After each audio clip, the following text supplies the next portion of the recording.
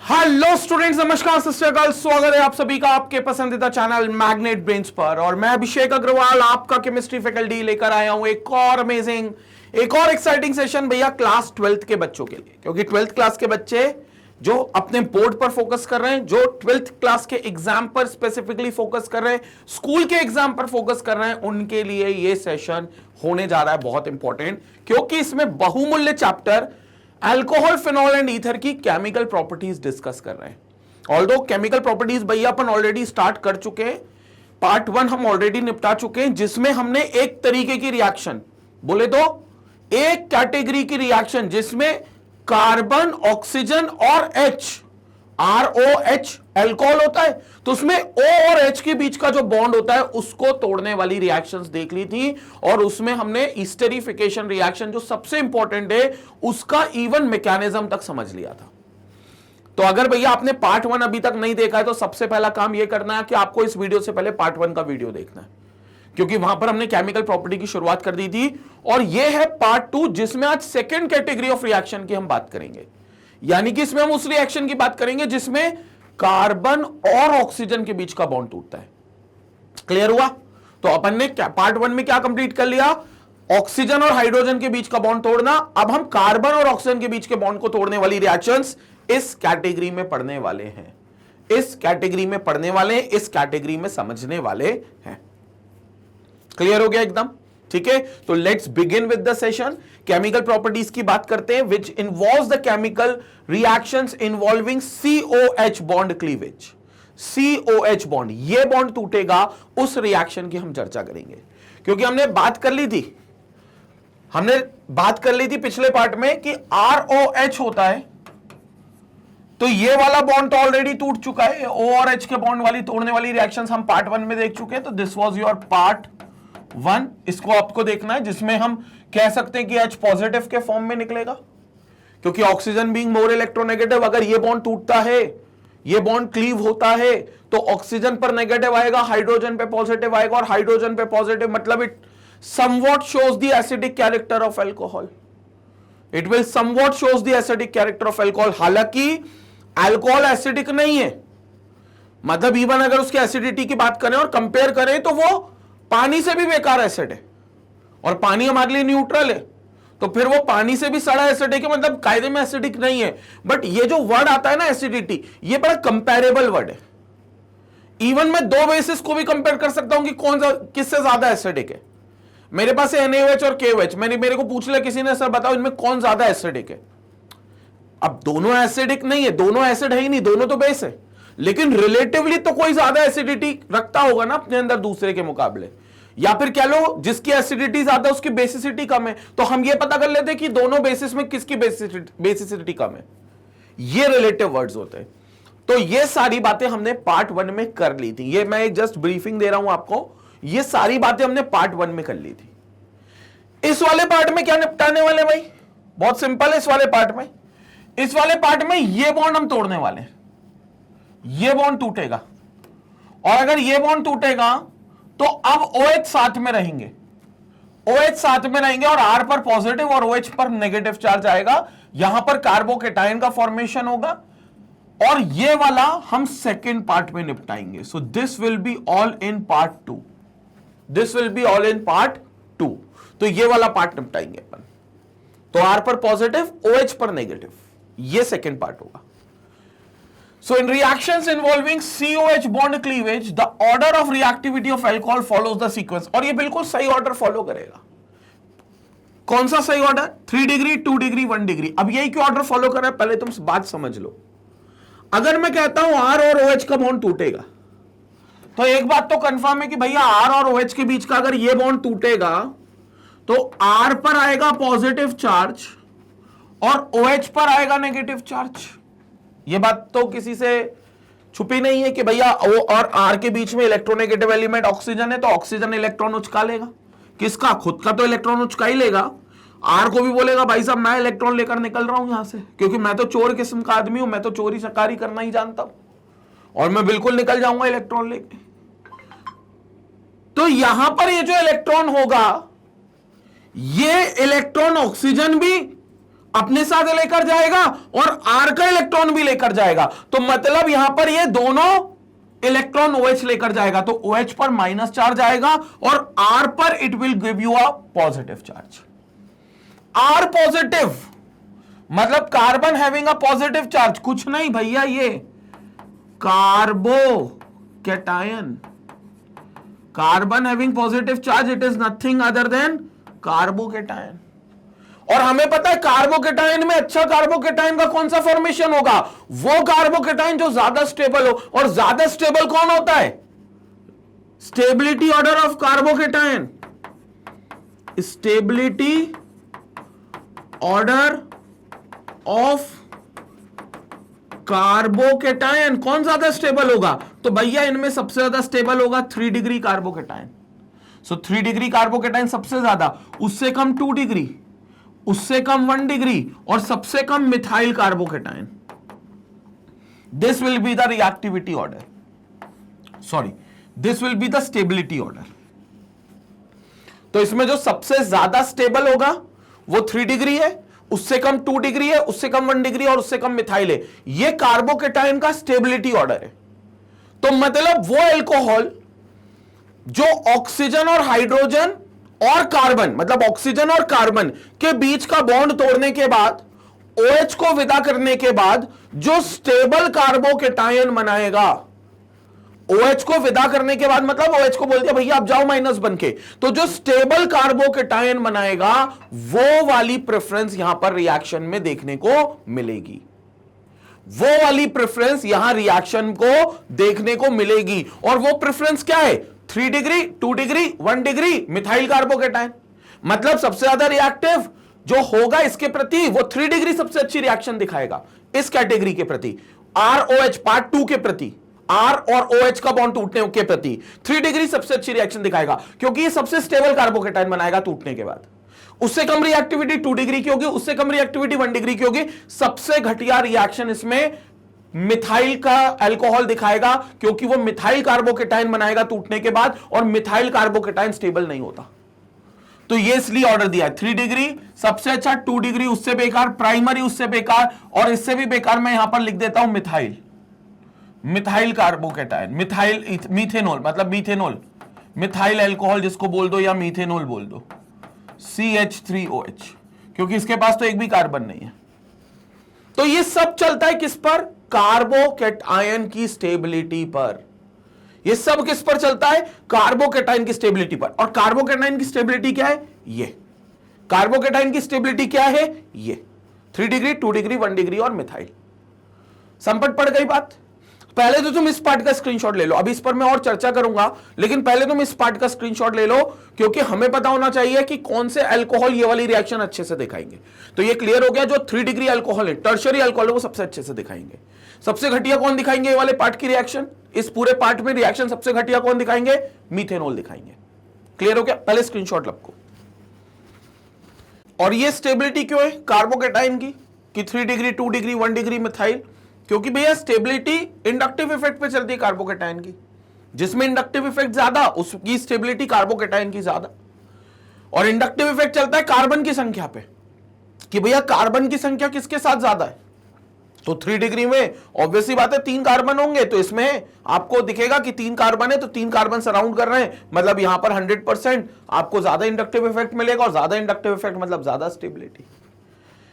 इसलिए ये जो पार्ट 2 में जितनी भी रिएक्शंस हम पढ़ेंगे, क्योंकि सब में आपका C और O के बीच का बॉन्ड टूटेगा पार्ट 2 में, तो सभी में वो अल्कोहल जो 3 डिग्री टर्शरी है वो सबसे अच्छा रिएक्टिव होगा। और जो मीथेनॉल है, ये जो मीथेनॉल है ये सबसे बेकार रिएक्टिव होगा। सबसे अच्छा टर्शरी, सबसे बेकार मीथेनॉल। ये आपको रिएक्टिविटी मिलेगी ओवरऑल, ये आपको रिएक्टिविटी मिलेगी ओवरऑल।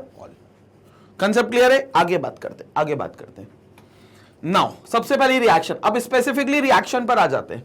रिएक्शन कौन सी, reaction with hydrogen halide and halogen acids. Hydrogen halide के साथ करते हैं, जिसको अपन हैलोजन एसिड्स भी कहते हैं, क्योंकि हाइड्रोजन हैलाइड मतलब HX, जहां X कुछ भी हो सकता है आपका। X can be your fluorine, chlorine, bromine और आयोडीन। तो अगर HX में X आपने फ्लोरीन ले लिया तो ये बन जाएगा आपका क्या, HF या फिर HCl या फिर HBr या फिर आपका HI, ये कुछ भी बने होगा आपका हैलोजन एसिड, क्योंकि इन सब में से H+ निकल सकता है, और अगर H+ निकल सकता है तो ये बहुत अच्छे एसिड हो सकते हैं। तो these are called your halogen acids, halogen acids, halogen acids. ठीक है, तो यहां पर देखेंगे alcohols react with halogen acids in the presence of a dehydrating agent such as anhydrous zinc chloride to form haloalkanes, for example।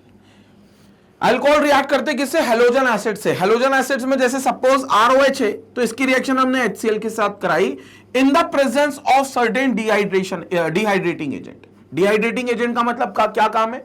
Water को remove करना। As the name suggest, dehydrating agent भैया जो वाटर को remove करे अपने अंदर से। तो इसमें कई डिहाइड्रेटिंग एजेंट्स आते हैं। Dehydrating agents means agent which removes water. जैसे गर्मी में हमें एक बीमारी हो जाती है ना, समर में, डिहाइड्रेशन, बॉडी में पानी की कमी होना, that is called as dehydration. तो अगर कोई एजेंट पानी निकाल सके किसी भी केमिकल से, उसको हम डिहाइड्रेटिंग एजेंट कहते हैं। और इसमें जनरली कंसंट्रेटेड H2SO4 आता है, या फिर P2O5 आता है, या फिर एनहाइड्रस ZnCl2 आता है। एनहाइड्रस मतलब सूखा हुआ, सूखा, ZnCl2 जिंक क्लोराइड, तो एनहाइड्रस ZnCl2 आता है।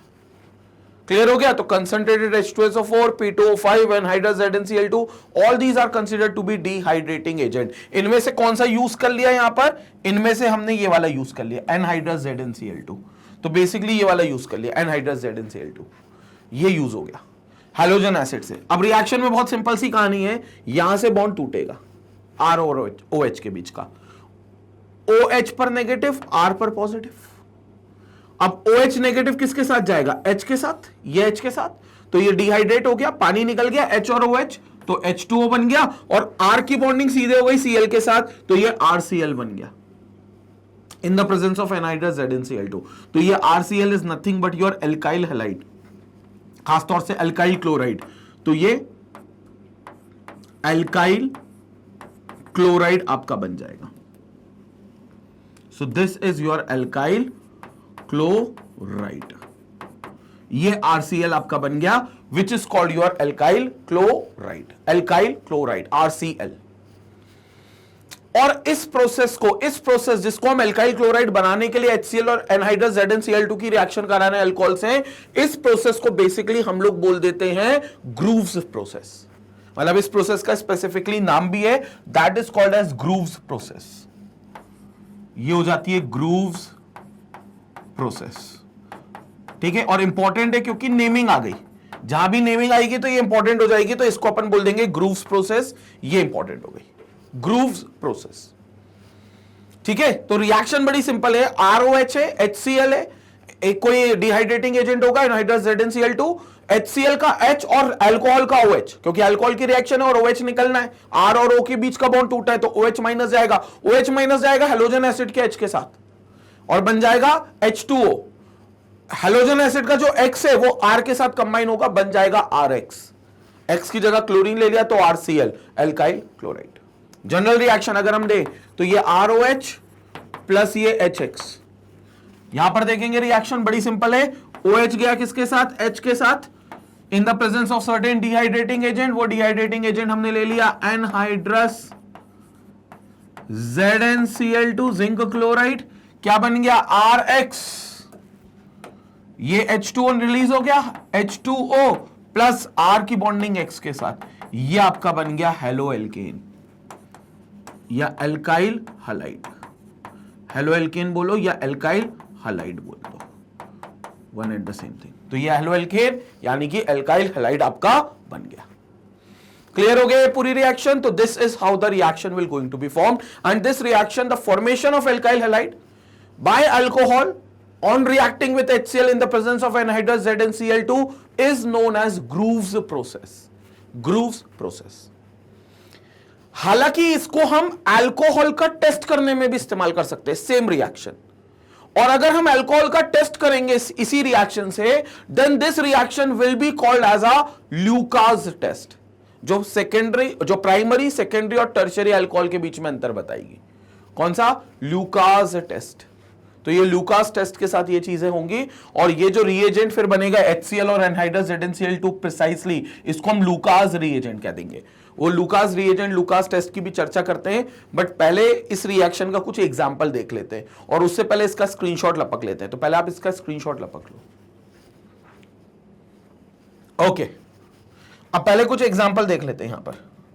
तो वी हैव सर्टेन एग्जांपल, यहां पर देखेंगे कुछ एग्जांपल देखते हैं यहां पर। तो सपोज करो वी हैव RO और H प्लस, R को जगह डिफाइन कर देते बिकॉज एग्जांपल ले रहे हैं, तो अपन ले लेते एक CH3CH CH3OH। This is 2 degree alcohol, 2 degree alcohol, क्योंकि रिएक्शन 3 डिग्री के लिए सबसे अच्छी, उससे थोड़ी सी बेकार 2 डिग्री, लेकिन फिर भी प्राइमरी और मिथाइल से तो काफी अच्छी होगी 2 डिग्री की भी, तो मैंने 2 डिग्री का एग्जांपल ले लिया। Reacting with HCl, precisely HCl का हम इस्तेमाल कर रहे हैं इन the presence of anhydrous ZnCl2, in the presence of anhydrous zinc chloride. क्या होगा रिएक्शन में देखेंगे, ये OH और ये H क्या रिलीज, H2O, बहुत शानदार। यहां से क्या बनेगा देखेंगे, ये रहा CH3, ये CH, ऊपर CH3, और यहां पर आ जाएगा Cl, तो this will be called as two chloropropane, two chloropropane, ये 2-क्लोरोप्रोपेन बन गया। एक और example, and this time example will be of 3 degree, tertiary का ले लेते तो ज्यादा बेहतर है। तो we have this as CH3, CH, ऊपर CH3, नीचे CH3, ये H हटाएंगे क्योंकि इसकी जगह हम OH लगाएंगे, ये OH हो गया। क्लियर हो गया? दिस इज 2-मिथाइल, 2-मिथाइल, क्योंकि ये पेरेंट चेन हो गई 3 कार्बन की, 2 पर मिथाइल है, प्रोपेन 2-ओल, प्रोपेन 2-ओल, ये इसका नाम है IUPAC। नाम से ज्यादा जरूरी ये जानना है कि ये 3 डिग्री अल्कोहल है। और मैं 3 डिग्री क्यों बता रहा हूं या 2 डिग्री क्यों बता रहा हूं, क्योंकि जो बेस्ट होगा अपन वही एग्जांपल लेंगे, और अपने को पता है 3 डिग्री और 2 डिग्री सबसे अच्छे रिएक्शंस दिखाएंगे।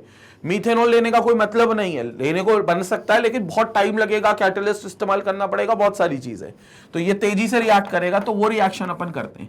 HCl के साथ रिएक्शन हो रही है इन the presence of anhydrous ZnCl2, in the presence of anhydrous ZnCl2, क्या होगा यहां से, ये OH जाएगा किसके साथ, H के साथ, क्या ले जाएगा H2O, और ये Cl लग जाएगा यहां कार्बन के साथ, तो क्या हो जाएगा CH3C, ऊपर CH3, नीचे CH3, और ये Cl, नाम क्या होगा 2-मिथाइल, 2-क्लोरो, उससे पहले 2-क्लोरो आ जाएगा, बल्कि 2-मिथाइल से पहले 2-क्लोरो, क्योंकि अल्फाबेटिकल ऑर्डर फॉलो करेंगे। तो 2-मिथाइल, 2-क्लोरो, 2-मिथाइल प्रोपेन, तो 2-क्लोरो 2-मिथाइल प्रोपेन। क्लियर हो गया? ये आपका क्या बनेगा, आपका प्रोडक्ट बनेगा। और जब तक आप ये सिंथेसाइज कर रहे हो एल्काइल हैलाइड, जैसे कि अल्काइल हैलाइड्स बन रहे हैं, तो जब तक ये सिंथेसाइज कर रहे हो तब तक रिएक्शन को ग्रूव्स प्रोसेस बोलोगे, तब तक ये रिएक्शन ग्रूव्स प्रोसेस के अंडर में आएगी। लेकिन जैसे इस रिएक्शन को आप टेस्ट की तरह इस्तेमाल कर रहे हो, इसको ये टेस्ट करना चाह रहे हो कि जो अल्कोहल आपने मिलाया वो प्राइमरी है, सेकेंडरी है कि टर्शरी है, इसका टेस्ट भी हो जाएगा, तब ये लुकास टेस्ट बन जाएगी। और ये जो रिएजेंट तुम इस्तेमाल कर रहे हो HCl एंड एनहाइड्रस ZnCl2, इसी का इस्तेमाल करेंगे। फिर तुम HCl बदल नहीं सकते कि तुम HBr रख लो या HI रख लो, अभी तुम्हें बनाना है तो HBr HI रख सकते हो, लेकिन जब तुम अल्कोहल का टेस्ट करोगे प्रिसाइसली तो तुम्हें HCl ही रखना पड़ेगा, और तब ये दोनों एक साथ मिलकर एनहाइड्रस ZnCl2 और HCl एक साथ आकर हमारे लिए कहलाने लगेंगे लुकास रिएजेंट, क्योंकि लुकास टेस्ट करेंगे। क्या है लुकास टेस्ट, चर्चा कर लेते हैं, लेकिन ये लुकास रिएजेंट होगा। क्लियर हो गई बात? अब उस पर भी बात कर लेते हैं, लेकिन पहले क्या करेंगे, इसका एक स्क्रीनशॉट लेंगे, फिर आगे बात करेंगे। तो अब ये अपने को समझ में आ गया, और जब तक अपन एल्काइल हैलाइड बना रहे हैं तब तक ये ग्रूव्स प्रोसेस है। लेकिन ग्रूव्स प्रोसेस में आपको जरूरी नहीं आप HCl यूज करो, आप HBr यूज करो, HI यूज करो, जो एल्काइल हैलाइड, जो भी हैलोजन चाहिए आप वो यूज करो। लेकिन जब बात आती है अल्कोहल को टेस्ट करने की, तब आप इन दोनों को यूज करते हो, सिर्फ HCl और एनहाइड्रस ZnCl2 को, and this will become the test for primary, secondary and tertiary halides. तो वो भी चर्चा यहां पर कर लेते हैं। So now we going to discuss for the Lucas test.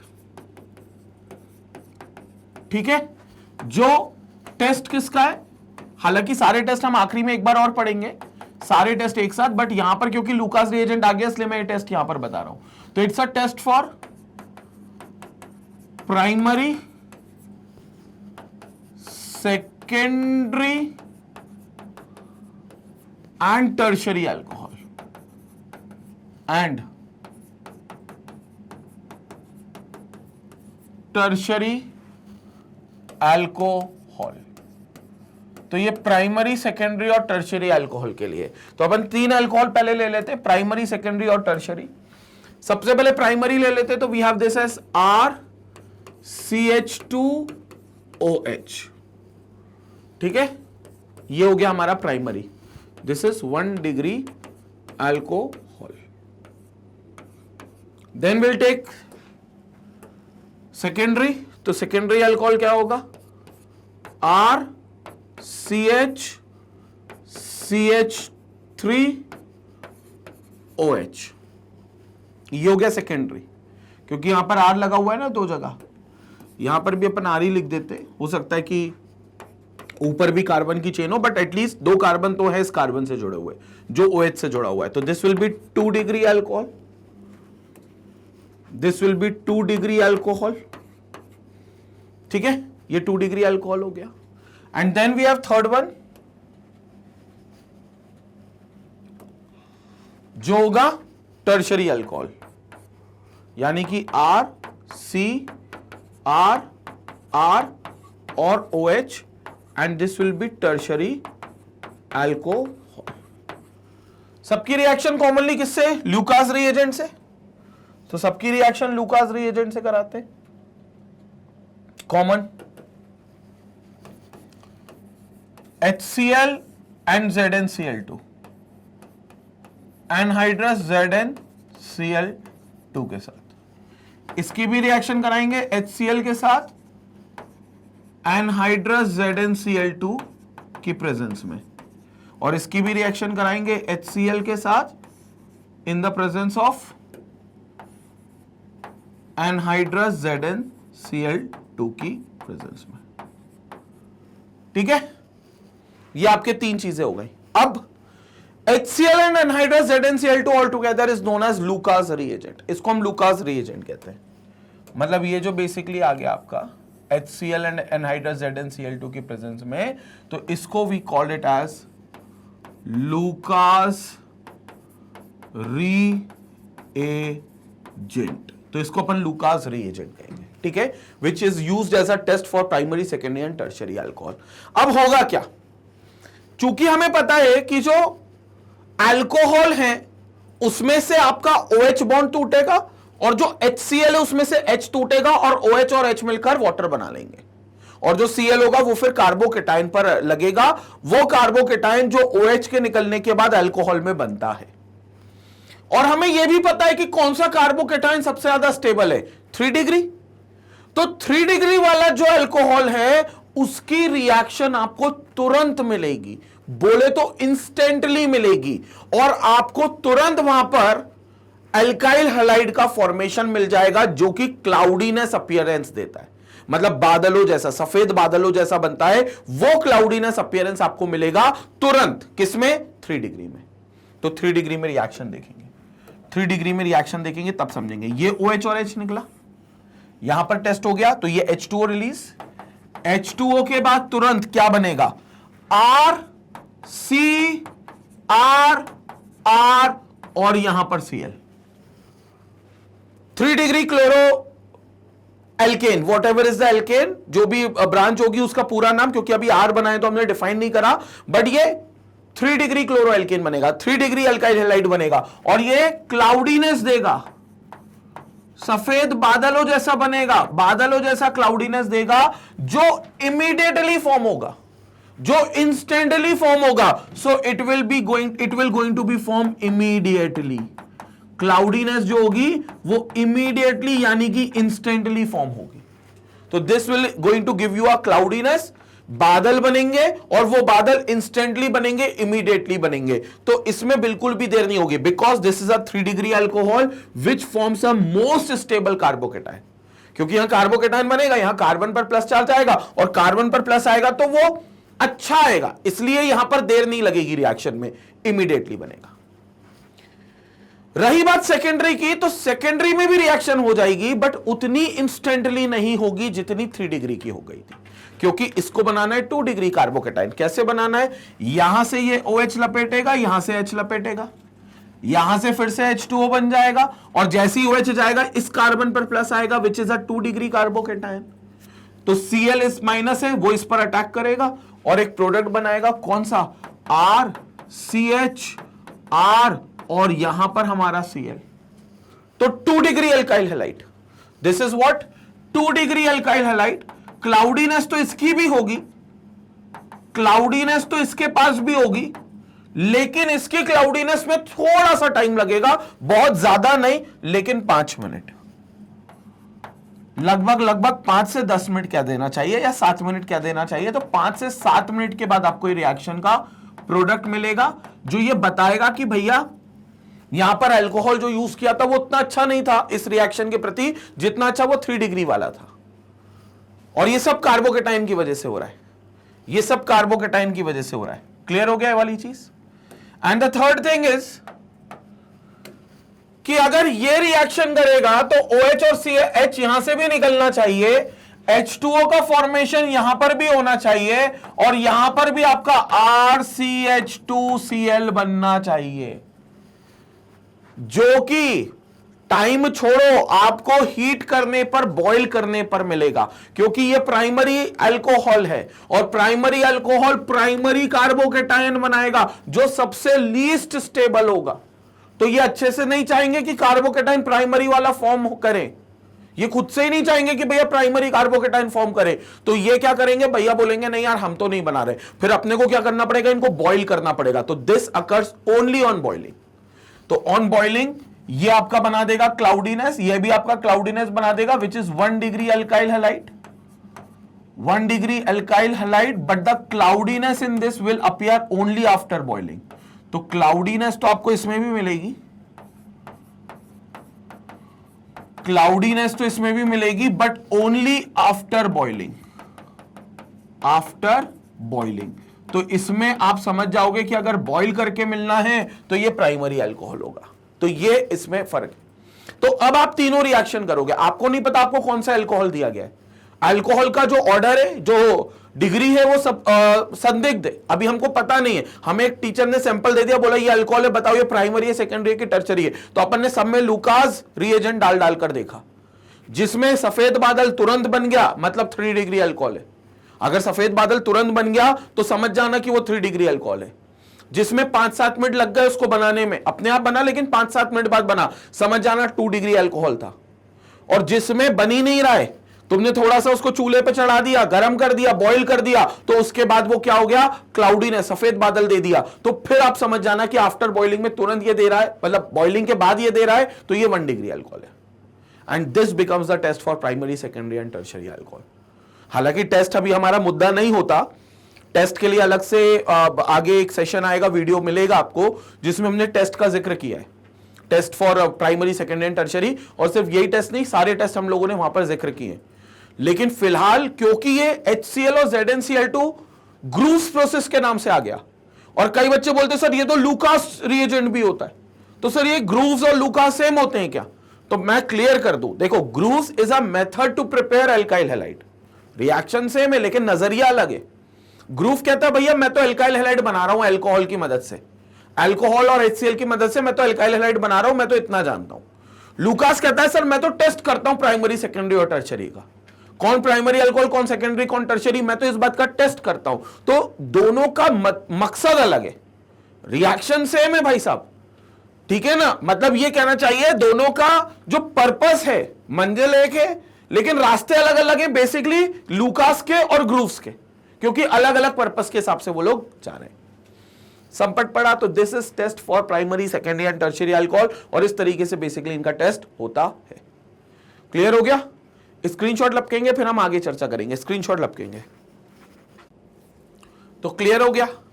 Grooves process और लूकास टेस्ट, ये दोनों चीजें देखने में तो सेम है, लेकिन है रास्ते दोनों के अलग अलग, दोनों का मकसद अलग अलग है। समझ में आया ये वाली कहानी? तो ये चीज हो गई अपनी किसके, रिएक्शन विथ हाइड्रोजन हैलाइड और हैलोजन एसिड्स, उसके साथ ये रिएक्शन होती है जिस पर अपन ने भरपूर चर्चा कर ली। आगे बढ़ते हैं।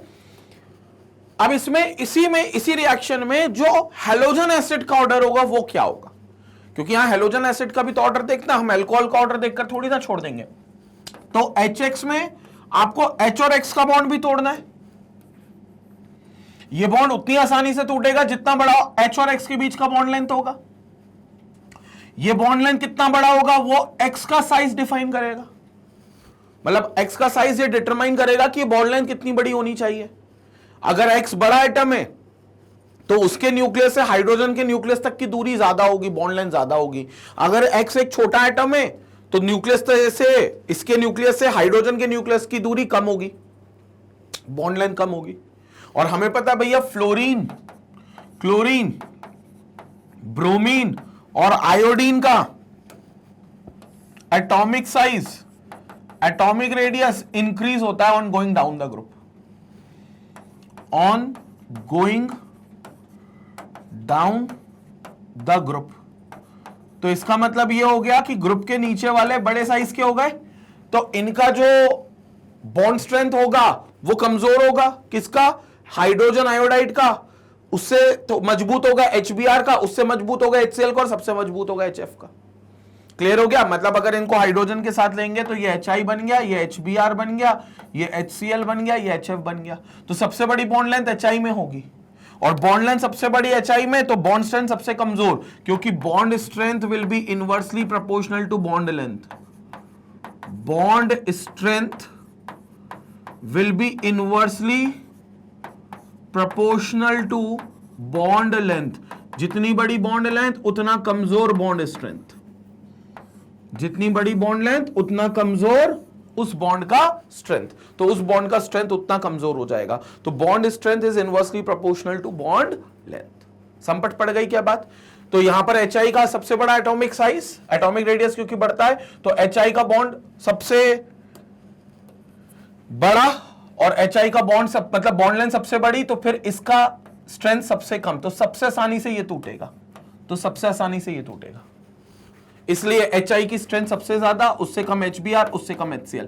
HF जनरली आता नहीं है क्योंकि फ्लोरीन का एक्सेप्शनली स्मॉल साइज होता है, इसलिए उसको हम कंसीडर नहीं करते, बट HI, HBr और HCl में HI का ट्रेंड सबसे ज्यादा होगा।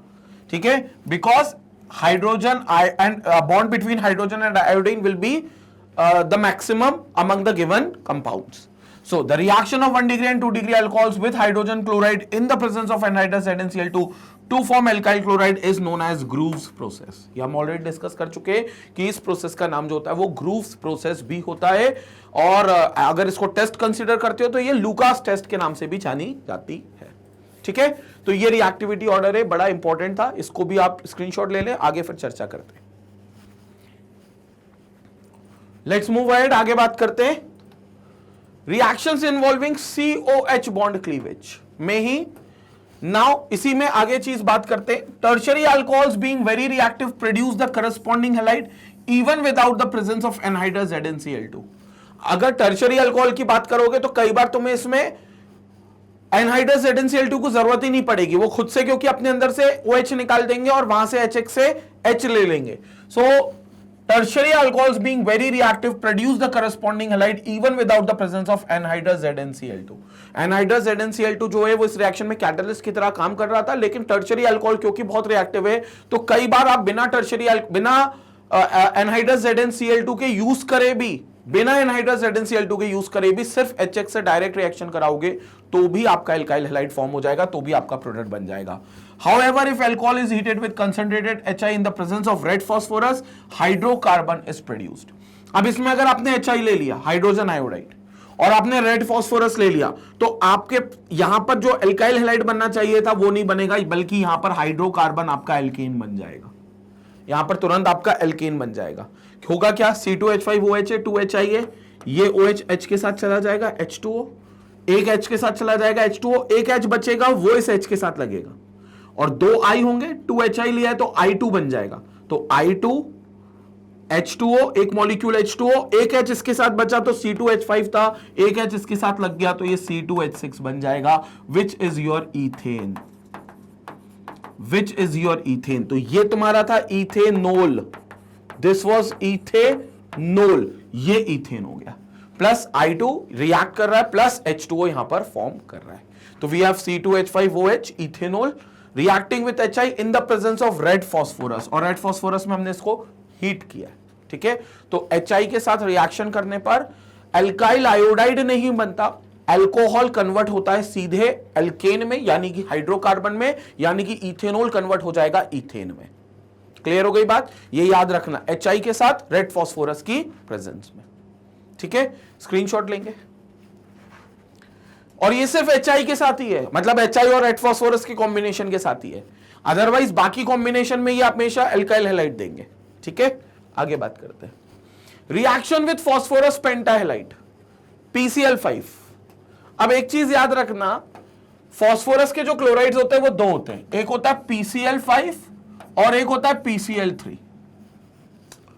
अगर आप इसकी रिएक्शन ROH के साथ कराओगे अल्कोहल के साथ, और इसकी रिएक्शन ROH के साथ कराओगे, तो दोनों में कॉमन प्रोडक्ट है जो हमेशा बनेगा, दोनों में कॉमन प्रोडक्ट है जो हमेशा मिलेगा, मतलब दोनों का एक कांस्टेंट प्रोडक्ट है, कॉमन नहीं है, दोनों में सेम नहीं है, दोनों में वो प्रोडक्ट अलग अलग है, लेकिन वो हमेशा PCl5 की रिएक्शन जब भी होगी ऑर्गेनिक केमिस्ट्री में तो वही प्रोडक्ट बनेगा जो मैं अभी बताने वाला हूं, और PCl3 में भी जब भी रिएक्शन ऑर्गेनिक केमिस्ट्री में PCl3 की होगी तो वही प्रोडक्ट बनेगा।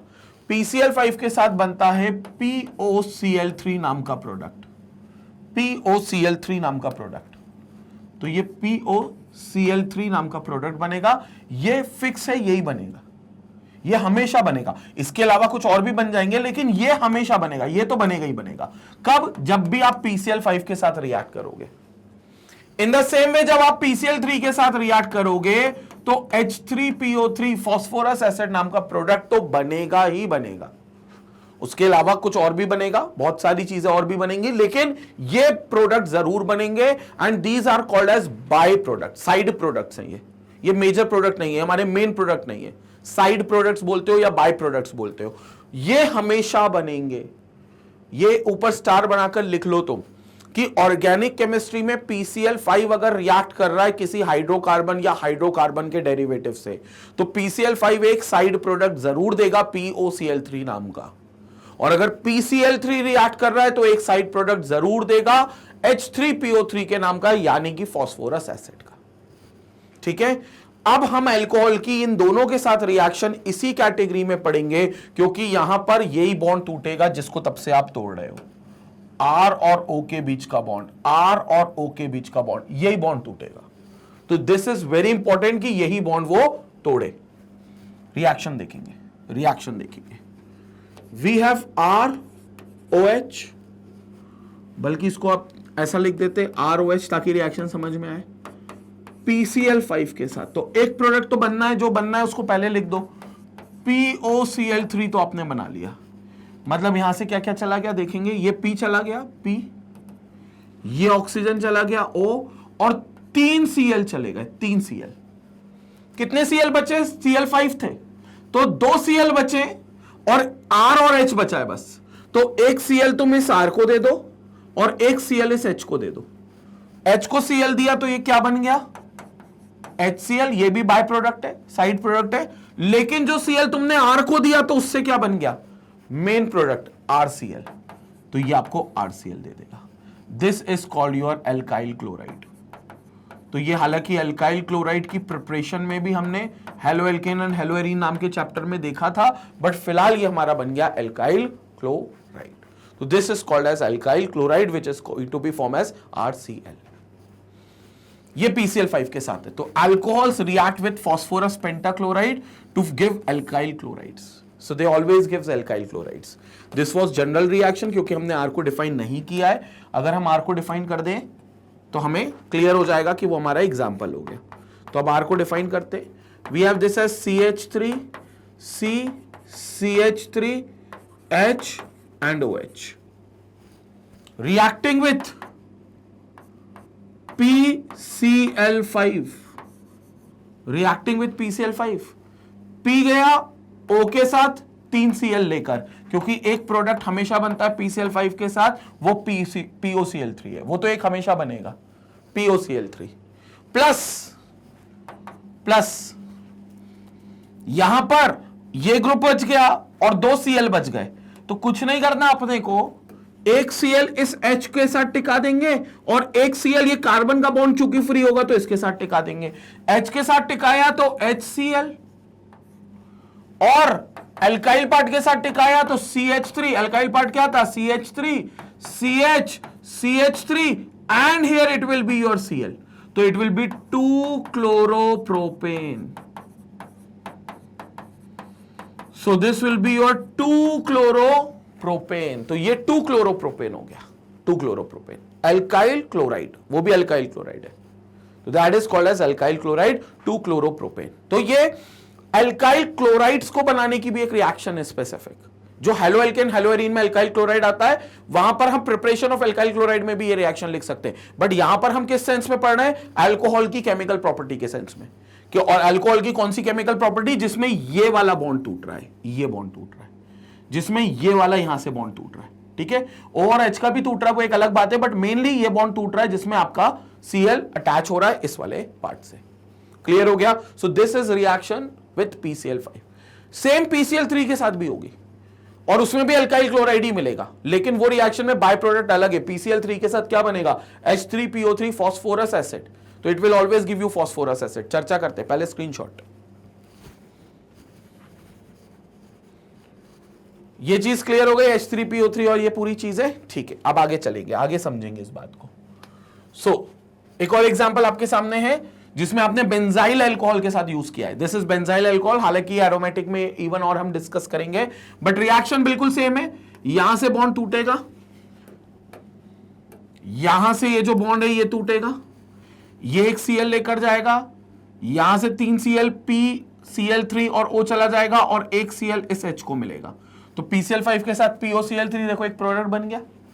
POCl3 के अलावा H एक Cl लेकर जाएगा तो HCl नाम का एक प्रोडक्ट बन जाएगा, और फिर ये CH2 है, इसके साथ Cl लग जाएगा बेंजीन रिंग के साथ, तो बेंजीन रिंग के साथ CH2 है, Cl लग जाएगा. क्लियर हो गया? तो ये आपका एक प्रोडक्ट बनेगा. This is basically here apart from the main product alkyl chloride के अलावा POCl3 is also formed, which is fairly non-volatile and has to be distilled off carefully to separate the alkyl chloride. अब जो POCl3 है इसको आपको distillation process, क्योंकि HCl तो चलो गैस है वो तो उड़ जाएगा, लेकिन जो POCl3 है वो लिक्विड है जो हमारे अल्काइल क्लोराइड्स के साथ मिलेगा, चाहे यहां पर हो चाहे यहां पर अल्काइल क्लोराइड्स के साथ हो, POCl3 साथ में आएगा, तो हमें इसको डिस्टिल्ड करना पड़ेगा, हमें वो बॉइलिंग पॉइंट के डिफरेंस वाली प्रॉपर्टी से दोनों को सेपरेट करना पड़ेगा in order to obtain pure alkyl halide, in order to obtain pure alkyl halide. तो भैया ये जो प्योर अल्काइल हैलाइड है इसको पाने के लिए हमें इसको डिस्टिलेशन प्रोसेस से लगाना पड़ेगा और डिस्टिल्ड इसको करना पड़ेगा, तो ये डिस्टिलेशन से अलग हो जाएगा, मतलब यहां पर एक्स्ट्रा एफर्ट लगेगा आपका, ये कहना चाहते हैं. तो ये मेथड को बहुत अच्छा नहीं मान सकते, तो फिर कौन सी मेथड अच्छी होगी, सल्फ्यूरिल क्लोराइड वाली मेथड अच्छी होगी, उसकी अभी चर्चा करते हैं. क्यों ये बहुत अच्छा नहीं मान रहा है, क्योंकि यहां पर HCl की चिंता नहीं है, तो गैस बन के हवा में उड़ जाएगा. चिंता है POCl3 की, लिक्विड है, दोनों लिक्विड को अलग करने में आपको डिस्टिलेशन टेक्निक का इस्तेमाल करना पड़ेगा, तो खर्चा बढ़ गया आपका, और इसको इसलिए फिर सेपरेट करेंगे. ठीक है, स्क्रीनशॉट ले लें एक पार्ट इसका. ओके, नाउ इस रिएक्शन का मैकेनिज्म समझते हैं, तो मैकेनिज्म से रिएक्शन और बहुत अच्छी क्लियर होगी. मैकेनिज्म समझते हैं कि इस रिएक्शन का मैकेनिज्म क्या कहना चाहते हैं. पहले तो देखेंगे ये आपका अल्कोहल पार्ट है ROH and this will give you PCl5. तो एक बात बहुत क्लियर है, ऑक्सीजन पर आपको मिलेगा एक लोन पेयर, और PCl5 में क्लोरीन चूंकि इलेक्ट्रोनेगेटिव है तो क्लोरीन एक निकल जाएगा और फास्फोरस को पॉजिटिव बना देगा, यानी कि PCl5 में हम लिख देते हैं PCl4 बॉन्ड Cl, और जैसे हम PCl4 बॉन्ड Cl लिखते हैं तो यहां से ये बॉन्ड टूटेगा, Cl पे नेगेटिव और इस फास्फोरस पर पॉजिटिव, Cl पर नेगेटिव और इस फास्फोरस पर पॉजिटिव. अल्कोहल में ऑक्सीजन के ऊपर लोन पेयर है, तो this oxygen will going to attack this positive charge phosphorus, तो ये पॉजिटिव चार्ज फॉस्फोरस को अटैक करेगा एक लोन पेयर के थ्रू, और जब लोन पेयर के थ्रू ये अटैक करेगा तो जो पॉजिटिव चार्ज फॉस्फोरस पे था वो ऑक्सीजन पे आएगा, वो ऑक्सीजन पे आएगा, forming an oxonium ion which is highly unstable. ये ऑक्सोनियम आयन बन गया जो हाईली अनस्टेबल है, और ये क्लोरीन माइनस बन के अलग हो गया। ये देखो ये क्लोरीन माइनस बन के अलग हो गया, तो क्लोराइड आयन माइनस बन के अलग हो गया, ये पॉजिटिव चार्ज आ गया। क्लियर हो गया? अब ये जो ऑक्सोनियम आयन है ये बोलेगा यार मैं खुद को स्टेबल करना चाहता हूं, तो मैं आर को अपने अंदर से निकाल दूंगा, आर को आर पॉजिटिव बन के निकाल दूंगा। आर को क्यों निकाला? क्योंकि देखो फास्फोरस को नहीं निकाल सकता था, हाइड्रोजन से कोई बहुत फायदा नहीं है, क्योंकि उससे अच्छा तो कार्बन से, क्योंकि कार्बन से इलेक्ट्रॉन लेना और आसान है। तो ऑक्सीजन बोलेगा यार मेरे पास पॉजिटिव चार्ज है, मैं इलेक्ट्रॉन आर से ले लेता हूं और आर को पॉजिटिव बनाकर भेज देता हूं। आर पॉजिटिव बनकर जब जाएगा तो Cl माइनस से मिलेगा। कौन सा Cl माइनस? जो पहली स्टेप में निकला था, और दोनों मिलकर RCl नाम का कंपाउंड बना लेंगे। दोनों ने मिलकर RCl नाम का कंपाउंड बना लिया। यहां पर क्या स्थिति हो गई? PCl4 के साथ O है, O के साथ H है, PCl4 के साथ O है, O के साथ H है। अभी हालांकि जो PCl4OH बन गया, यानी कि HOPCl4 बन गया, ये कुछ नहीं खुद ही डिकंपोज करेगा।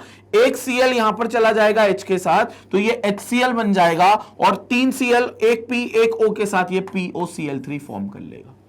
ये मैकेनिज्म यहां पर खत्म होता है। फाइनली सेकंड स्टेप में आपको आपका एल्काइल क्लोराइड मिल जाएगा। लास्ट स्टेप में जो HOPCl4 बचा था वो डिकंपोज होगा, खुद से हीट में लेकर डिकंपोज हो जाएगा, और स्टेबल कंपाउंड एक HCl और एक POCl3 का फॉर्मेशन कर लेगा। क्लियर? एक बार और मैकेनिज्म यहां पर देखें, ठीक है? एक बार और मैकेनिज्म यहां पर देखें। सबसे पहली रिएक्शन किसकी होगी? ROH की, जिसमें ऑक्सीजन के ऊपर लोन पेयर है, ये लोन पेयर है, और इसकी रिएक्शन किससे होगी? PCl5 से, PCl5 से, ठीक है?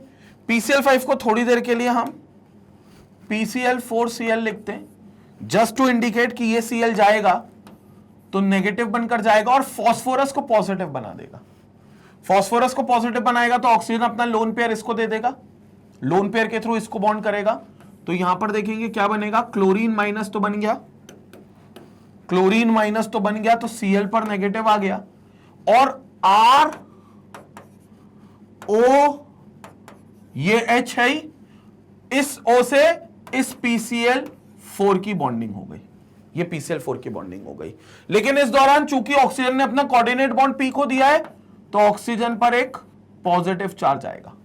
कौन सा चार्ज आएगा? पॉजिटिव। भैया लोन पेयर दे रहा है ना, तो ये बोलता है कि यार फास्फोरस मैं तुम्हारी गरीबी अपने सर लेता हूं। गरीबी बोले तो पॉजिटिव चार्ज, क्योंकि गरीबी की निशानी केमिस्ट्री में पॉजिटिव चार्ज है, तो वो गरीबी फास्फोरस की मिटा दी, लेकिन ऑक्सीजन ने अपने सर ले ली। अब ऑक्सीजन बोलेगा यार मेरे पे गरीबी आ गई, मतलब मैं ऑक्सोनियम आयन बन गया। मैंने तो जोश जोश में बोल दिया फास्फोरस को, लेकिन अब वाकई में गरीबी मेरे पर आ गई, और ये मेरी साख और मेरी इमेज पर बिल्कुल धब्बा है, क्योंकि मैं तो दुनिया का सबसे शातिर चोर हूं, वो भी दूसरे नंबर का, फ्लोरीन के बाद अपना नंबर आता है। और अपन तो चाहते हैं इलेक्ट्रॉन अपने पास आए, कहीं से भी अपन चोरी चकारी करेंगे, इलेक्ट्रॉन अपना अपन खींच कर ले आएंगे, तो अपन पे कैसे गरीबी आ सकती? नहीं आ सकती। तो ऑक्सोनियम आयन यहां पगलाएगा, अनस्टेबल होगा, तो ये तुरंत इलेक्ट्रॉन की जुगाड़ करेगा, और इसको बोलेगा यार देखो फास्फोरस से इलेक्ट्रॉन नहीं उचकाऊंगा, नहीं तो क्या फास्फोरस को जोश दिखाया था कि तुम्हारी गरीबी अपने सर पे ले लेता हूं, अब उसको निकाल दूंगा तो फिर मतलब नहीं रहेगा। तो वो बोलता है कि ये कार्बन के पास बहुत इलेक्ट्रॉन है, ये कार्बन के पास बहुत इलेक्ट्रॉन है, तो मैं काम करता हूं कार्बन को फेंक देता हूं और कार्बन का इलेक्ट्रॉन अपने पास ले लूंगा। अपना इलेक्ट्रॉन जो है कार्बन से बॉन्ड बनाने में इस्तेमाल हो रहा है, वो तो ऑक्सीजन ले ही लेगा, लेकिन कार्बन का इलेक्ट्रॉन भी छीन लेगा, तो कार्बन के पास एक इलेक्ट्रॉन कम होगा, तो कहना चाहिए कार्बन पॉजिटिव बन के निकलेगा। तो ये कार्बन पॉजिटिव बन के निकलेगा। तो यहां से क्या होगा? देखते हुए चलेंगे, पूरा मैकेनिज्म बता रहा हूं। आर बन गया पॉजिटिव, ये बन गया आपका कौन? PCl4 के साथ OH, ये PCl4 के साथ OH, और यहां पर ऑलरेडी बना हुआ था आपका Cl माइनस। अब ये Cl माइनस और R प्लस एक दूसरे को अट्रैक्ट कर लेंगे, तो यहां पर पहली फुर्सत में बन जाएगा RCl प्लस HOPCl4। ये आरसीएल तो आपका एज इट इज बना हुआ रहेगा, ये आपका प्रोडक्ट बन जाएगा। लेकिन रही बात इसकी, किसकी, HOPCl4 की, ये खुद को डिकम्पोज करेगा और दो स्टेबल कंपाउंड एक बना लेगा POCl3 और एक ClH को देकर उसको बना देगा HCl। तो एक HCl, एक POCl3 और एक RCl, ये तीन प्रोडक्ट आपके बन जाएंगे। पूरा मैकेनिज्म समझ में आया? ये होता है कंप्लीट मैकेनिज्म। तो एक हो गया आपका RCl जो सेकंड स्टेप में बन गया, लास्ट स्टेप में आपका POCl3, HOPCl4 से PCl3 और HCl आपका फॉर्मेशन हो जाएगा और ये आपका कंप्लीट होगा क्या, मैकेनिज्म। ये आपका कंप्लीट होगा कौन, मैकेनिज्म। क्लियर हो गया मैकेनिज्म की बात पूरी, संपट पड़ी पूरी बात। तो ये PCl5 के साथ जब हमारा अल्कोहल रिएक्ट करता है तो उसका मैकेनिज्म था। अब PCl3 के साथ भी रिएक्शन देखते हैं और सल्फ्यूरिल क्लोराइड के साथ भी हम लोग रिएक्शन देखते हैं और फिर ये जानते हैं कि सल्फ्यूरिक क्लोराइड से क्यों सबसे बेहतर है अल्काइल हैलाइड बनाना, अल्काइल क्लोराइड स्पेसिफिकली बनाना। ये तो अच्छी मेथड नहीं है, मतलब है, बन सकता है, लेकिन अच्छी इसलिए नहीं है क्योंकि POCl3 लिक्विड फॉर्म में और वो RCl के साथ मिल जाएगा, तो आपको डिस्टिलेशन टेक्निक का खर्चा करना पड़ेगा अलग करने के लिए। तो ये खर्चा बचा सकते हो आप एक और टेक्निक का यूज करके, मतलब दूसरे मेथड से प्रिपेयर करके। चर्चा करते हैं, पहले इसका स्क्रीनशॉट लेंगे। नाउ आगे बात करते हैं रिएक्शन विथ फॉस्फोरस ट्राइहैलाइड्स। इवन ट्राइहैलाइड्स के साथ भी रिएक्ट कर सकता है PCl3। और याद रखना PCl3 के साथ एक एसेंशियल प्रोडक्ट H3PO3 बनना ही है, तो वो चर्चा कर लेंगे। तो H3PO3 तो बनना ही है, बात करते हैं। Alcohols react with phosphorus trihalides to give the corresponding alkyl halide, to give the corresponding alkyl halide. तो ये रिएक्ट करते करस्पॉन्डिंग अल्काइल हैलाइड देकर, कैसे देखेंगे, ROH और PCl3 है तो एक प्रोडक्ट तो कंफर्म है जैसा मैंने बताया H3PO3, तो उसके लिए 3H चाहिए और 3H जो भी आएंगे वो अल्कोहल से आएंगे। तो इसका मतलब अल्कोहल हमें 3 लेने पड़ेंगे, 3 अल्कोहल। तो 3H, 3 एक O और P, 3 O और एक P के साथ H3PO3 बन गए। अब बचा क्या यहां पर क्या क्या बचा देखेंगे। यहां पर बचा 3R, 3 और 3H तो चलेगा H3PO3 में, और यहां बचे 3Cl, तो 3R और 3Cl मिलकर 3RCl बना लेंगे। क्लियर हो गया? ROH प्लस PCl3 एक प्रोडक्ट कंफर्म है H3PO3 का बनना, तो ये H3PO3 होगा, एक H होगा, P होगा, बल्कि 3H होंगे तो 3 लेने पड़ेंगे, 3H एक P, 3O H3PO3।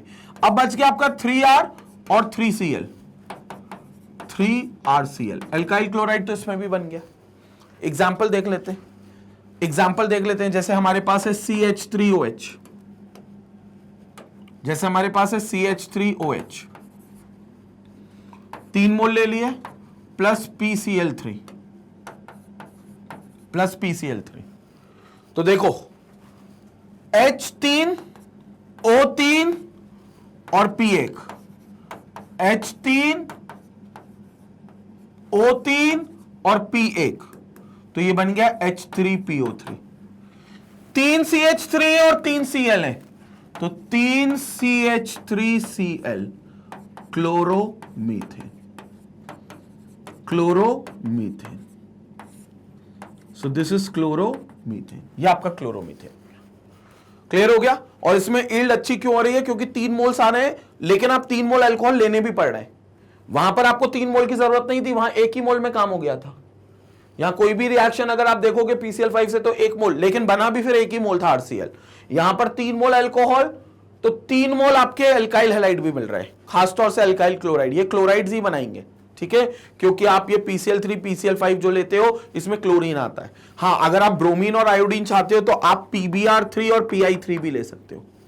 तो फिर PCl की जगह PBr ले लिया तो क्लोरो एल्केन नहीं बनेगा, फिर आपका ब्रोमो एल्केन बनेगा, और PI3 ले लिया तो आयोडो एल्केन बनेगा, मतलब एल्काइल पार्ट में आयोडीन जुड़ जाएगा। लेकिन PBr3 और PI3 में एक समस्या और है, डायरेक्ट ये मार्केट में बने बनाए नहीं मिलते। जैसे अगर तुम केमिकल लेने जाओगे और बोलोगे मुझे PBr3 दे दो या PI3 दे दो, तो नहीं देंगे। PCl3 मांगोगे दे देंगे, PCl5 दे देंगे, क्योंकि वो बना हुआ मिलता है। PbR3 और PI3 हाईली रिएक्टिव होते हैं और ये तुरंत अपने आप को वापस से डिकंपोज कर देंगे फास्फोरस और आयोडीन और फास्फोरस और ब्रोमीन में। मतलब PbR3 अपने आप को डिकंपोज कर देगा फास्फोरस और ब्रोमीन जिससे वो बनाए, और PI3 अपने आप को डिकंपोज कर देगा फास्फोरस और आयोडीन में। तो फिर ये कहां से लाएं? फिर ये PbR3 PI3 रिएक्ट कैसे करवाएं? क्योंकि रिएक्ट तो करवाना है, तो इसको हम रिएक्शन के मिक्सचर में ही बना देते हैं। मतलब जब रिएक्शन हो रही होती है तो उसी टाइम रिएक्शन मिक्सचर में ये लगे लगे हाथ ही बना देते हैं, जिसको हम कहते हैं in situ form. In situ बोले तो केमिस्ट्री में इन सीटू का वर्ड का मतलब होता है कोई भी केमिकल आपने रिएक्शन के दौरान ही बनाया था और उसी के दौरान आपने उसको रिएक्ट भी करवा दिया, बनाया भी उसी दौरान और रिएक्ट भी उसी दौरान कराया, तो ये इन सीटू फॉर्म कहलाता है, इन सीटू फॉर्म। तो यहां पर इन सीटू फॉर्म ये बनेगा। तो PbR3 के साथ हालांकि प्रोडक्ट वही बनेगा, H3PO3 ये भी निकालेंगे क्योंकि फास्फोरस तो इसके पास भी है, बस अंतर इतना है कि 3R रहेगा 3Br रहेगा, 3R 3Br, तो 3RBr बन जाएगा, 3RBr। Same ROH plus PI3 में H3PO3 बनेगा लेकिन 3R और 3I रहेगा, 3R और 3I तो 3RI बन जाएगा, एल्काइल हैलाइड। तो यहां पर red phosphorus and Br2 is used in place of PbR3 and red phosphorus I2 is used in PI3 because they are not obtained directly। इनको बनाना पड़ता है, PI3 और PbR3 को बनाना पड़ता है जो कि इन सीटू बनते हैं। और इन सीटू मतलब रिएक्शन में ही बनाएंगे। कैसे बनाएंगे? जैसे मेरे पास है ये CH3OH और मुझे PbR3 चाहिए, तो PbR3 के लिए मैं क्या करूंगा? ब्रोमीन ले लूंगा और रेड फास्फोरस के साथ हीट कर दूंगा, रेड फास्फोरस के साथ हीट कर दूंगा। तो ये जो हिस्सा है ना, ये हिस्सा ये मेरे लिए काम करेगा PbR3 का, ये मेरे लिए PbR3 जैसा काम करेगा, PbR3 जैसा। तो यहां पर क्या बन जाएगा? रिएक्शन देखेंगे, ये भी मैं 3 मोल ले लूंगा तो ये बन जाएगा 3CH3Br, ये बन जाएगा 3CH3Br प्लस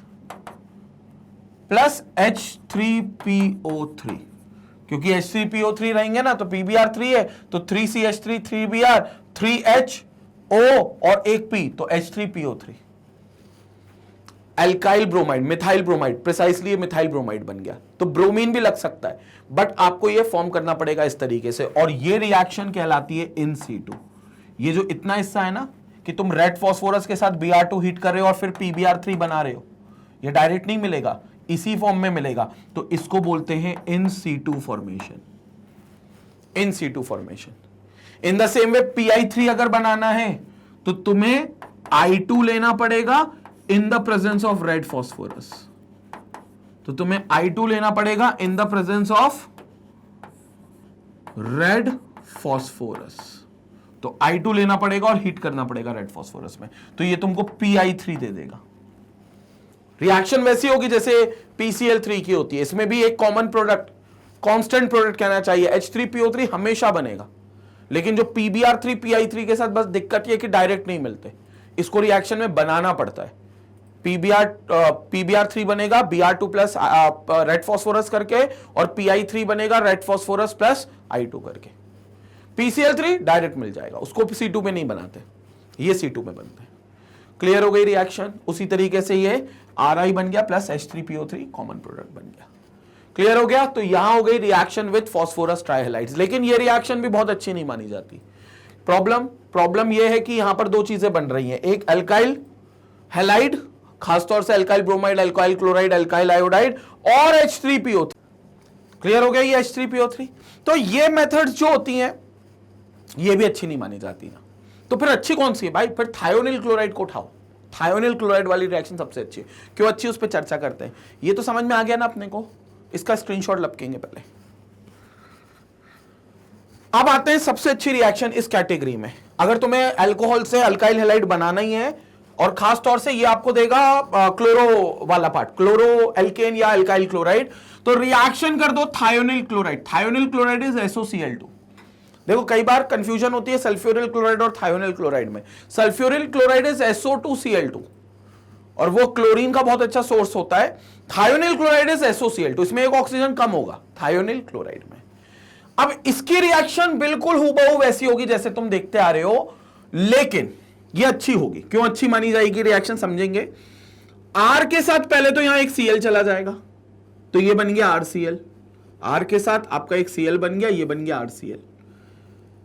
ये एक O है, ये SO है, ये दोनों SO इस O को लेकर SO2 बना लेंगे, सल्फर डाइऑक्साइड। एक H और एक Cl बच जाएगा, HCl बाय प्रोडक्ट बन गया। मुद्दा ये है कि ये आपका मेन प्रोडक्ट हो गया, ये आपका मेजर प्रोडक्ट हो गया। कौन सा? RCl। तो this is your major product RCl plus sulphur dioxide SO2 बनेगा प्लस HCl बनेगा। रिएक्शन देखेंगे तब समझ में आएगा। रिएक्शन देखेंगे, CH3OH मीथेनॉल ले लिया प्लस थायोनिल क्लोराइड SOCl2 ले लिया। कुछ नहीं करना, सिंपल सा खेल है। एक Cl ले जाओ H के साथ, SO को ले जाओ O के साथ, एक Cl H के साथ HCl, SO एक O के साथ SO2 सल्फर डाइऑक्साइड और CH3 ले जाओ Cl के साथ, तो CH3Cl ये आपका क्लोरोमीथेन बन गया। ठीक है, या फिर आप C2H5OH ले लो, या फिर आप C2H5OH ले लो, तो we have this as C2H5OH plus SOCl2 gives what. यहां पर देखेंगे तो यहां हो जाएगा एक Cl एक H के साथ HCl, SO ऑक्सीजन के साथ SO2, अब एक Cl बचा होगा क्योंकि दो Cl थे, और ये पूरा C2H5 एक साथ C2H5Cl क्लोरोइथेन।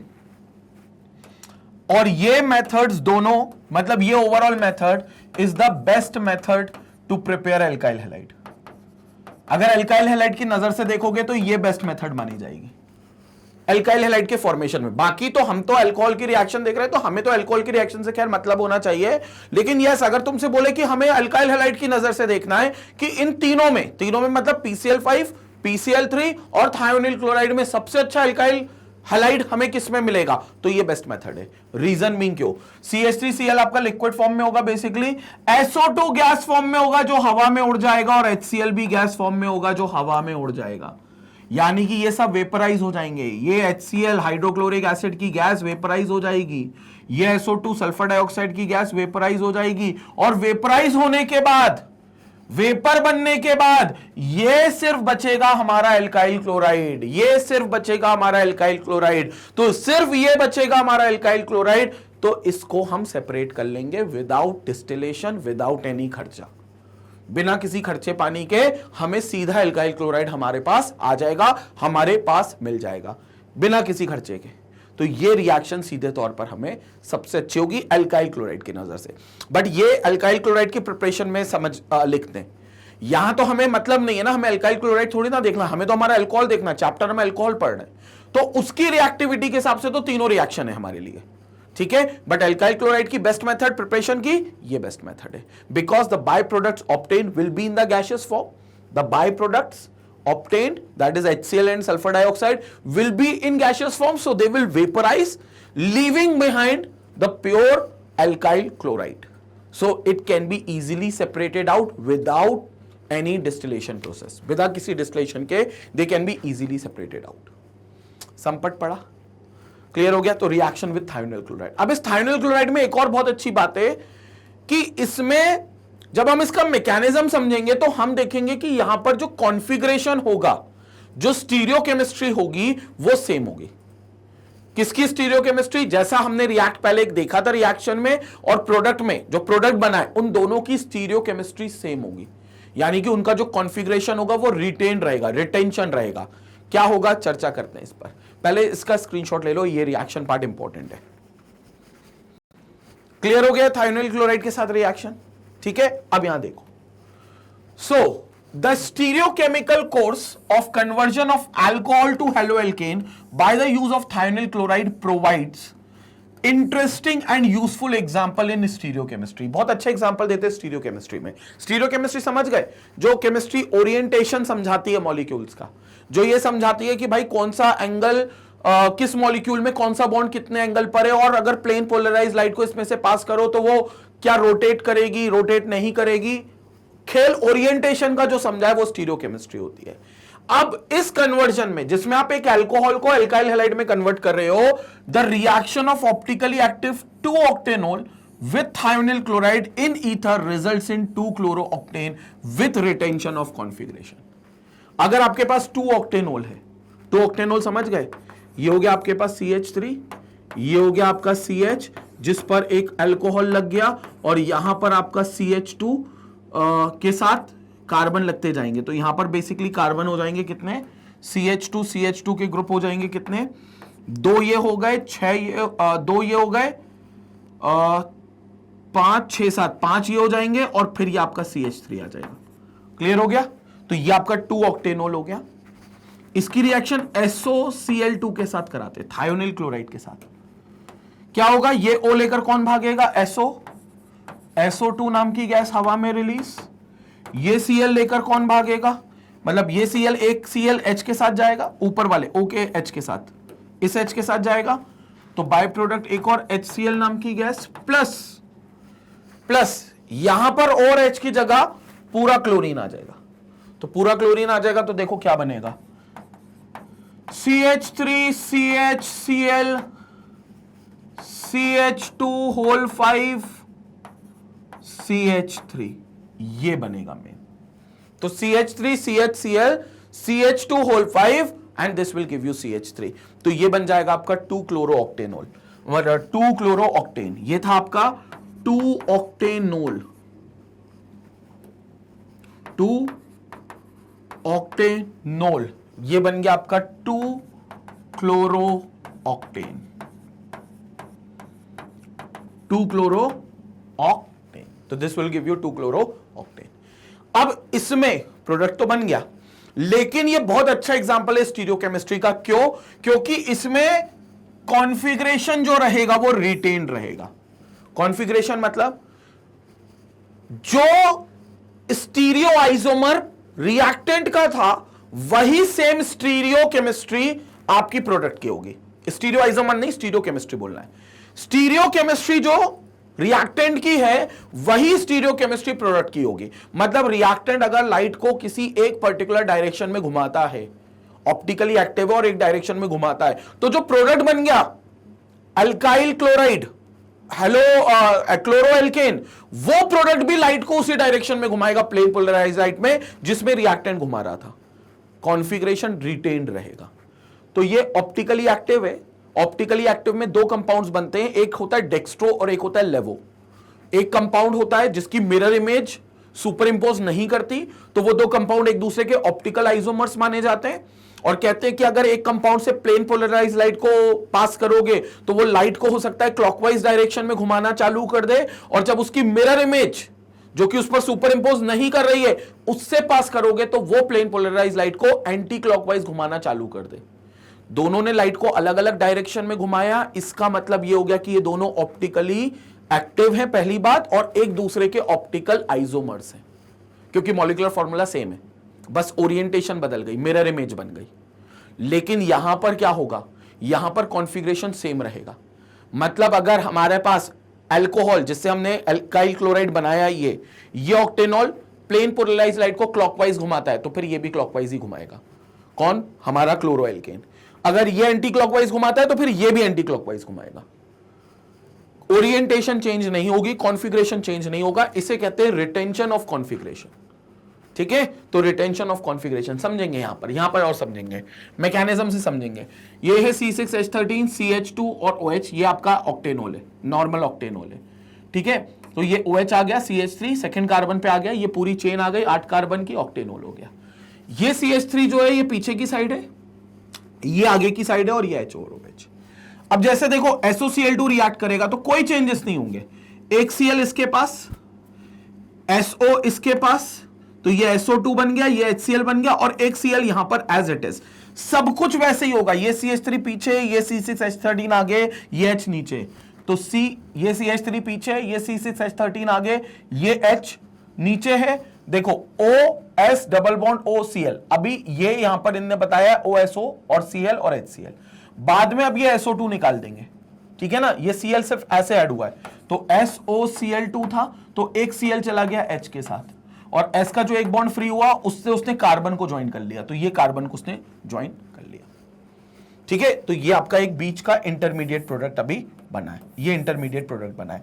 आगे देखेंगे क्या होगा। देखो अब ये SO2 निकल जाएगा, ये Cl यहां पर आएगा, अटैक करेगा, और ये ऑक्सीजन इसके साथ बन जाएगा, तो डबल बॉन्ड हो जाएगा। तो ये S डबल बॉन्ड हो था, सिंगल बॉन्ड होता, इसने अपना बॉन्ड यहां शिफ्ट कर लिया, तो यहां पर अब डबल बॉन्ड आ जाएगा। तो अब ये बॉन्ड खत्म हो जाएगा, oxygen double bond sulphur double bond oxygen, ये बन गया आपका SO2, ये बन गया आपका SO2, ये SO2। ये क्लोरीन यहां पर अटैक करेगा क्योंकि ये Cl माइनस बन के निकलेगा, और ऑक्सीजन अगर इससे अपना बॉन्ड यहां शिफ्ट करेगा तो ये कार्बन पॉजिटिव बनकर निकलेगा, तो Cl माइनस बनकर इस पॉजिटिव कार्बन पर अटैक करेगा।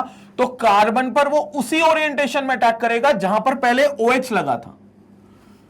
OH इसी जगह लगा था ना, ये देखो इसी जगह पर OH था ना, तो बस इसी जगह पर क्लोरीन आकर अटैक करेगा, ये क्लोरीन आकर यहां पर अटैक करेगा, बाकी सब कुछ एज इट इज रहेगा, बाकी सब कुछ एज इट इज रहेगा। तो सिर्फ क्लोरीन आकर यहां पर अटैक करेगा, ये क्लोरीन आकर यहां पर अटैक करेगा, बाकी सब कुछ एज इट इज रहेगा। देखो CH3 ये अभी भी पीछे, ये अभी भी आगे, ये रिटेंशन रहा।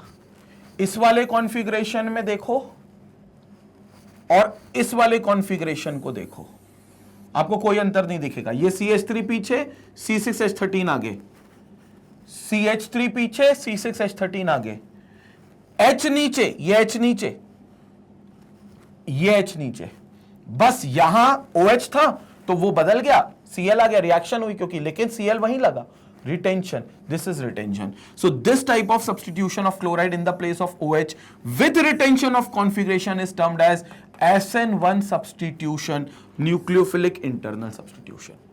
So this is SNI, sorry, not SN1, SNI, nucleophilic internal substitution. Nucleophilic internal substitution मतलब न्यूक्लियोफाइल सब्स्टिट्यूट हुआ इंटरनली और उसने कॉन्फ़िगरेशन को सेम रखा है, internally the configuration remains the same. तो जो अल्कोहल का कॉन्फ़िगरेशन था, और दोनों ऑप्टिकली एक्टिव हैं लेकिन दोनों लाइट को एक ही डायरेक्शन में घुमाएंगे, कॉन्फ़िगरेशन चेंज नहीं करेंगे, तो ये आपके क्या हो जाएंगे, SNI आपका सब्स्टिट्यूशन माना जाएगा और इस रिएक्शन को न्यूक्लियोफिलिक इंटरनल न्यूक्लियोफिलिक सब्स्टिट्यूशन माना जाएगा। क्लियर हो गया। तो ये स्टीरियो केमिस्ट्री के बारे में भी बात है, इसलिए SO2 और बेहतर हो जाता है रिएक्ट करने में, क्योंकि ये स्टीरियो कॉन्फ़िगरेशंस चेंज नहीं करता। नहीं तो अदरवाइज क्या होता है, जनरली रिएक्शन में स्टीरियो कॉन्फ़िगरेशन चेंज होता है। OH लगा था राइट हैंड साइड पे, इमेजिन करो राइट हैंड साइड पे, लेकिन जो OH जाने पर क्लोरीन जो आया वो आ गया लेफ्ट हैंड साइड पे। न्यूक्लियोफिलिक सब्स्टिट्यूशन तो हुआ क्योंकि OH निकला नेगेटिव बनकर और क्लोरीन आया नेगेटिव बनकर, एक न्यूक्लियोफाइल बनकर गया, एक न्यूक्लियोफाइल बनकर आया, लेकिन कहां से गया था और कहां आ गया, तो कॉन्फ़िगरेशन बदल जाते हैं। इसमें ऐसा नहीं हुआ, इसमें जहां से गया था वहीं आ गया, कॉन्फ़िगरेशन रिटेन्ड रहेगा, ये रिटेंशन है। न्यूक्लियोफिलिक सब्स्टिट्यूशन में और डिटेल में इसकी हम बात करेंगे। हेलो एल्केन और हेलो एरीन में ऑलरेडी हम काफी कर चुके हैं बात न्यूक्लियोफिलिक सब्स्टिट्यूशन की, बट आगे और चैप्टर्स में और जगह जहां न्यूक्लियोफिलिक सब्स्टिट्यूशन आएगा हम जरूर चर्चा करेंगे। स्क्रीनशॉट ले लें इस पूरे पार्ट का, स्टीरियो आइसोमर को समझने के लिए इस पार्ट का स्क्रीनशॉट लेंगे। इससे पहले इस पार्ट का लेंगे, फिर इसका लेंगे, फिर इस पार्ट का स्क्रीनशॉट लेंगे। क्लियर हो गया। तो यहां पर यह चीज पूरी कंप्लीट होती है और यहां पर हमारा पार्ट 2 केमिकल रिएक्शंस का पूरी तरीके से कंप्लीट होता है, जिसमें हमने उन रिएक्शन का जिक्र किया है, अल्कोहल की वो रिएक्शन जिसमें कार्बन और ऑक्सीजन के बीच का बॉन्ड टूटता है। ऑक्सीजन और हाइड्रोजन नहीं, कार्बन और ऑक्सीजन के बीच का बॉन्ड टूटता है, OH जाता है माइनस में, कार्बोकेटायन अपने पीछे छोड़ जाता है, जिसपे कोई भी न्यूक्लियोफाइल आकर अटैक करता है, और OH माइनस जा रहा है तो एक न्यूक्लियोफाइल जा रहा है, एक नेगेटिव आ रहा है मतलब एक न्यूक्लियोफाइल आ रहा है। तो मोर और less it's a nucleophilic substitution reaction, nucleophilic substitution reaction. Clear हो गया। बाकी अगर आप YouTube पर कोई लेक्चर मिस आउट कर रहे हो तो सबसे अच्छा तरीका है कि आप मैग्नेटबेस की वेबसाइट magnetbase.com पर विजिट करके सारे लेक्चर्स को देख सकते हो। magnetbase.com पर जैसे ही आओगे होम पेज पर आपको सारे कैटेगरीज दिखेंगी, कौन कौन से आप जिस एग्जाम की तैयारी कर रहे हो आप वो कैटेगरी जा सकते हो। अगर आप JEE की तैयारी कर रहे हो तो JEE के एक्सक्लूसिव लेक्चर्स है, वहां केमिस्ट्री के मेरे ही लेक्चर मिलेंगे आपको। नीट के लिए तैयारी कर रहे हो तो नीट के एक्सक्लूसिव लेक्चर्स आपको मिलेंगे। अगर आप 12th बोर्ड पे फोकस कर रहे हो तो CBSE K-12 में आपको जाना है, क्लास सिलेक्ट करनी है, जो भी क्लास है, क्लास 12th है तो क्लास 12th, यहां पर आपको हर फैकल्टी का कोर्स मिलेगा, केमिस्ट्री का, फिजिक्स का, मैथ्स का, जितने भी 12th क्लास के K-12 के सब्जेक्ट से सभी फैकल्टी का कोर्स मिलेगा। केमिस्ट्री का पार्ट 2 जो कि ऑर्गेनिक केमिस्ट्री में है, जो पार्ट 2 में है वो 12th क्लास की, तो पार्ट 2 पर आप जैसे ही जाओगे तो आपको पूरे चैप्टर्स यहां पर लिस्ट होते हुए दिखेंगे सीक्वेंस में। ये पूरा 12th क्लास का ऑर्गेनिक के चैप्टर है। इसके बगल में आपको एक प्लस का साइन दिखेगा साइड में, जैसे ही आप क्लिक करोगे आपको हर चैप्टर के नीचे टॉपिक आ जाएंगे सीक्वेंस में, प्रॉपर सीक्वेंस में, और हर टॉपिक के आगे ड्यूरेशन भी लिखा है कि कितने मिनट कितने आवर का ये लेक्चर है, सो दैट आप पूरा क्लास के टाइम टेबल बनाकर उसकी स्टडी कर सको।